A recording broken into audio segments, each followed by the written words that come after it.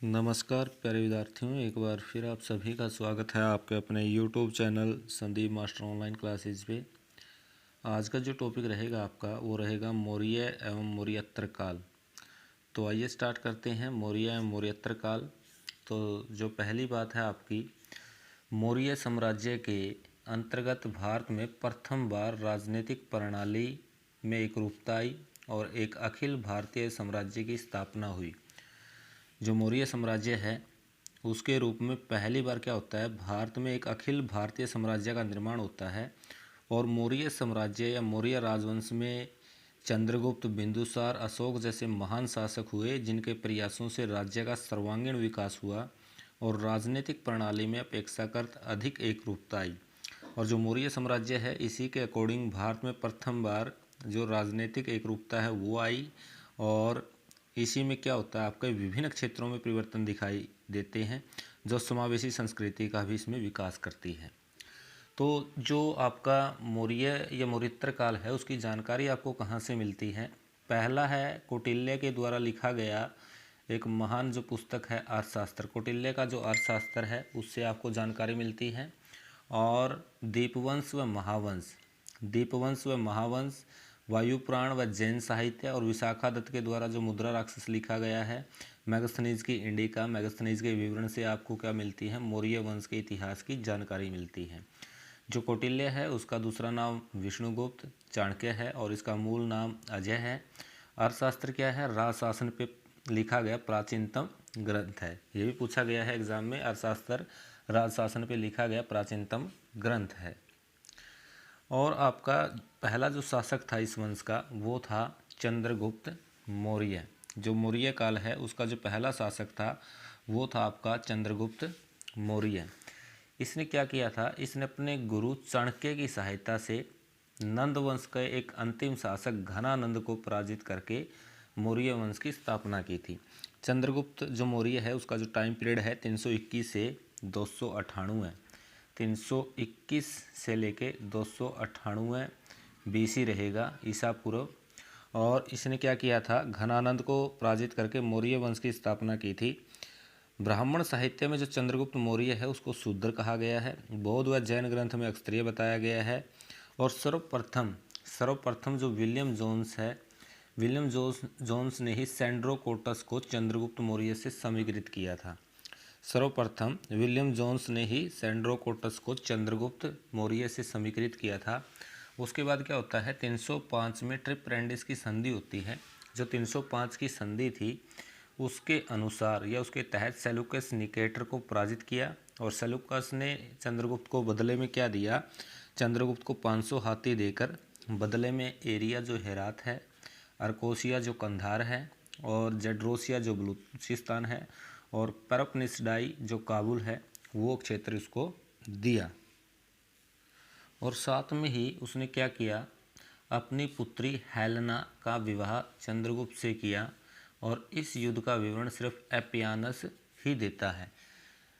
अपनी पुत्री हेलेना का विवाह किसके साथ कर दिया, चंद्रगुप्त के साथ कर दिया। और इस युद्ध का विवरण सिर्फ कौन देता है, एपियानस देता है। उसके बाद जो महास्थान अभिलेख है तो इसमें चंद्रगुप्त की बंगाल विजय का वर्णन किया गया है। और जो सोहोगोरा अभिलेख है और महास्थान अभिलेख है ये अकाल के समय किए जाने वाले राहत कार्य की जानकारी देते हैं। जो सोहोगोरा अभिलेख हैं और महास्थान अभिलेख हैं इनसे जानकारी मिलती है अकाल के समय में किए जाने वाले राहत कार्य की। नेक्स्ट है आपका अंतिम दिनों में क्या होता है, चंद्रगुप्त जैन साधु भद्रबाहु के साथ श्रवण बेलगोला मैसूर जाकर 298 बीसी में संलेखना या निषीधी पद्धति के द्वारा प्राण त्याग देता है। संलेखना या निषीधी विधि यानी कि उपवास के द्वारा प्राण त्याग देना। तो जो अंतिम दिन है चंद्रगुप्त जैन साधु भद्रबाहु के साथ श्रवण बेलगोला मैसूर में जाते हैं और वहाँ पे क्या करते हैं, 298 में संलेखना विधि के द्वारा अपने प्राण त्याग देते हैं। मेगस्थनीज की इंडिका, मेगस्थनीज क्या कौन था, सेलुकस का राजदूत था। जो मेगस्थनीज था इन्होंने इंडिका पुस्तक लिखी है और ये सेलुकस का राजदूत था। चंद्रगुप्त के दरबार में कब आया था, 304 बीसी से लेकर 299 बीसी तक रहा था। जो आपका मेगस्थनीज था ये चंद्रगुप्त के दरबार में 304 बीसी से 299 बीसी तक रहा था। और इसने चंद्रगुप्त को सैंड्रोकोटस कहा था। पाटलिपुत्र की भव्यता का वर्णन इन्होंने किया है इस बुक में, और इसकी तुलना की है सूसा और एकबतना। सूसा और एकबतना के जो सुंदर शहर हैं उनसे भी सुंदर पाटलिपुत्र को बताया था इन्होंने। और दास प्रथा नहीं है भारत में, ऐसा इन्होंने कहा था। और समाज को 7 वर्गों में बांटा था। भारत में लेखन कला का अभाव था, ऐसा अपनी पुस्तक में इसने वर्णन किया है। नेक्स्ट जो राजा था इस वंश का वो था बिंदुसार। और बिंदुसार का टाइम था 298 से लेके 273 BC तक। और जो बिंदुसार है इसका दूसरा नाम अमित्रघात या अमित्रचैट्स था।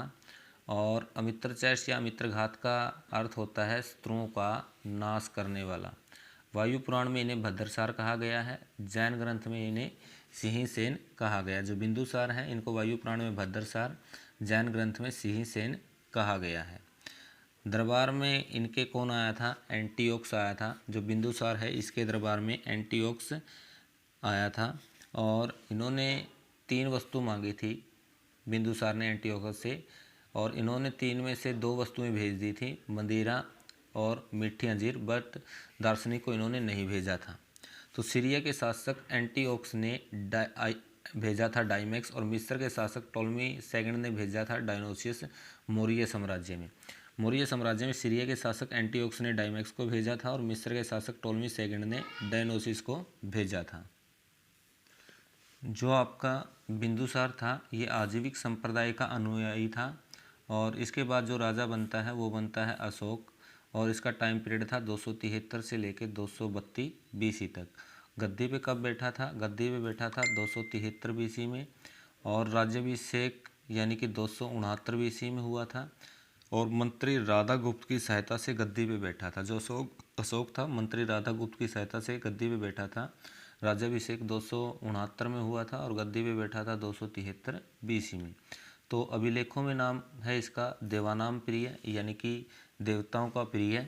और बाबरू अभिलेख में इसको प्रियदर्शी कहा गया है, और मास्की अभिलेख में इसको बुध शाक्य कहा गया। जो अशोक है बबरू अभिलेख में इसको प्रियदर्शी, और मास्की अभिलेख में क्या कहा गया है? बुध शाक्य कहा गया है।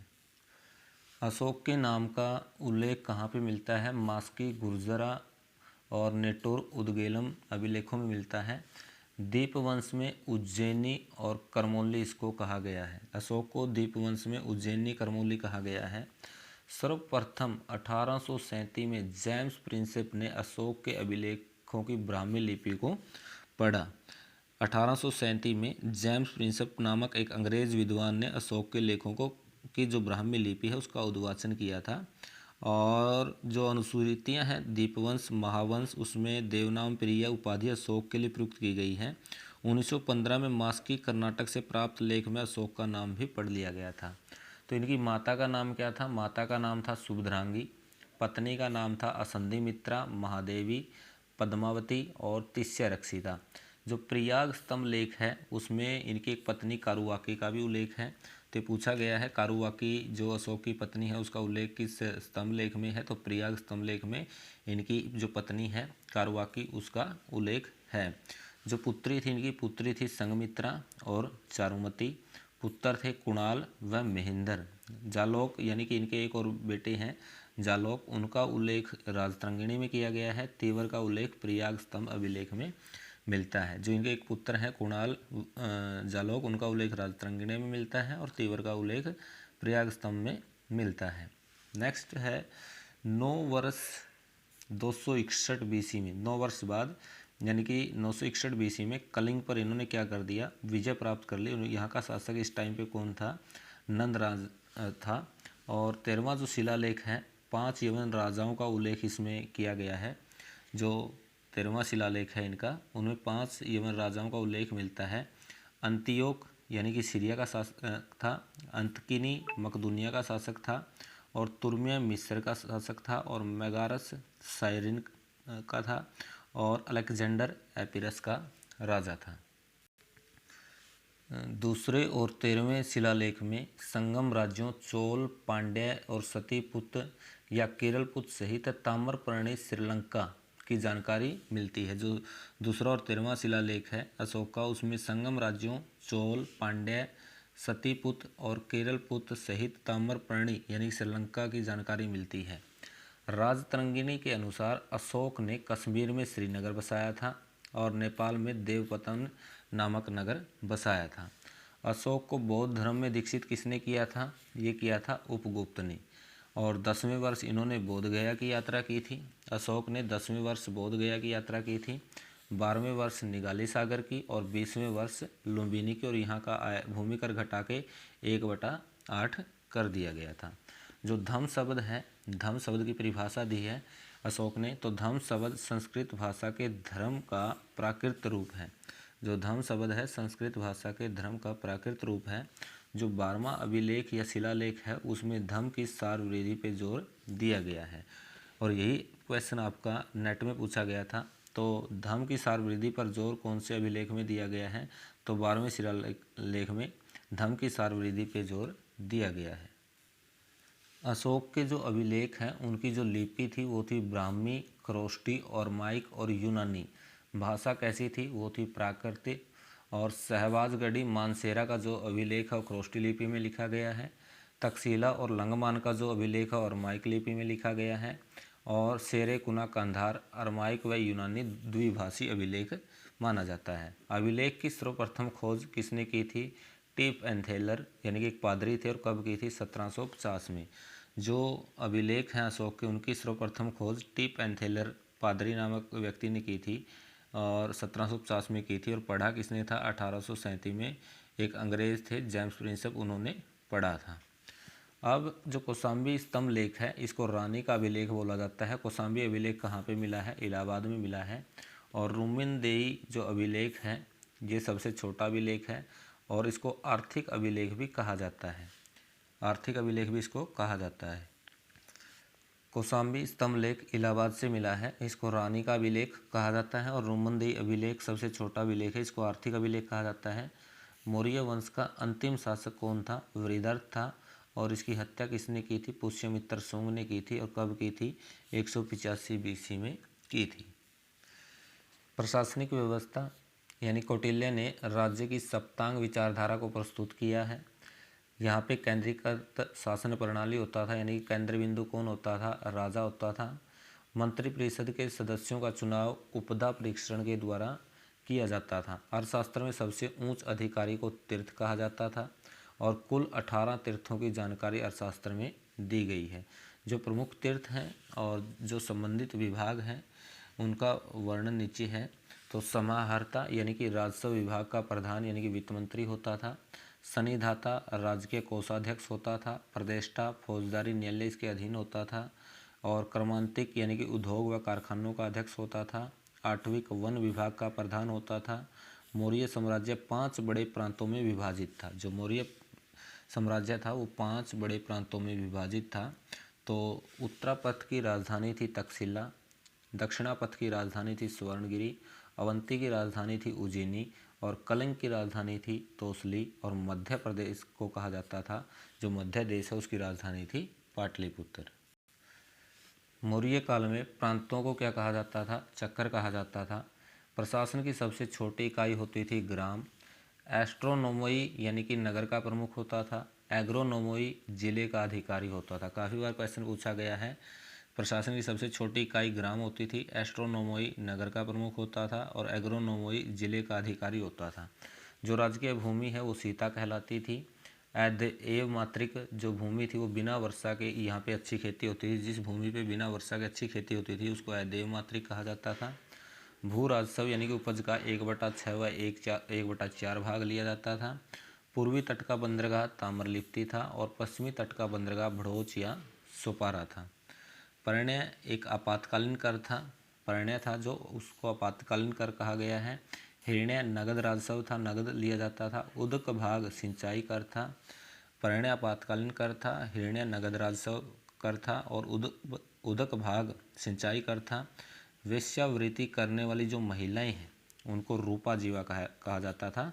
जो वेश्यावृत्ति करने वाली स्त्रियां थी वो रूपा जीवा कहा जाता था उनको।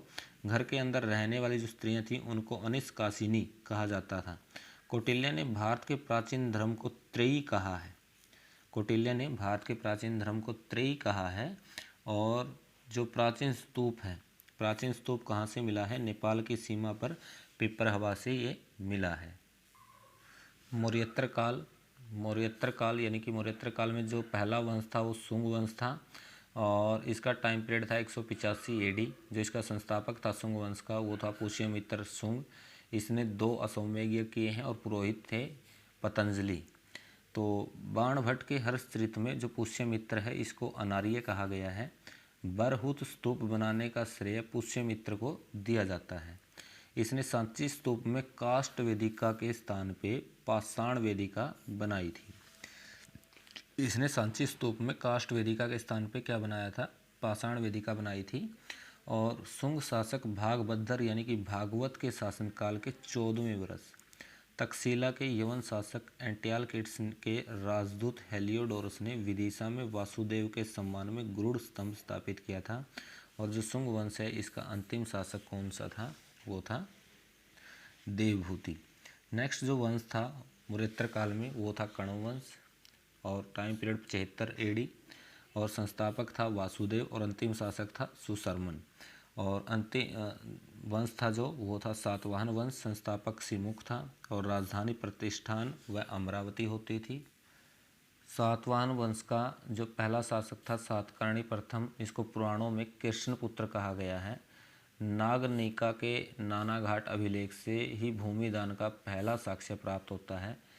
नेक्स्ट शासक था इस वंश का हाल। कवियों व विद्वानों का आश्रयदाता इसको कहा जाता है। मुक्तव काव्य यानी गाथा सप्तशती जो भाषा प्राकृत है इस ग्रंथ की, लिखा गया है इनके द्वारा। गौतमी पुत्र सातकर्णी महान शासक था इस वंश का और उपाधि एकमात्र ब्राह्मण, अद्वितीय ब्राह्मण, वर्ण व्यवस्था का रक्षक। ये नेट में क्वेश्चन पूछा गया था। तो गौतमी पुत्र की जो उपाधियाँ थी एकमात्र ब्राह्मण की, अद्वितीय ब्राह्मण की और वर्ण व्यवस्था का रक्षक और वेणाकटक स्वामी इसको कहा जाता था। 23वां शासक था सातवाहन वंश का और सातवाहनों का पुनर्द्वार का काल इसके टाइम को कहा जाता है। जो नेक्स्ट था वो था आपका वशिष्ठ पुत्र पुलमावी। वशिष्ठ पुत्र पुलमावी इसे रुद्रदामन ने 2 बार पराजित किया और उपाधि दक्षिणापथेश्वर इसकी थी। दक्षिणापथेश्वर यानी कि वशिष्ठ पुत्र पुलमावी की उपाधि थी। अगर वीडियो अच्छी लगे तो प्लीज़ चैनल को लाइक, शेयर और सब्सक्राइब करना ना भूलें। Thank you.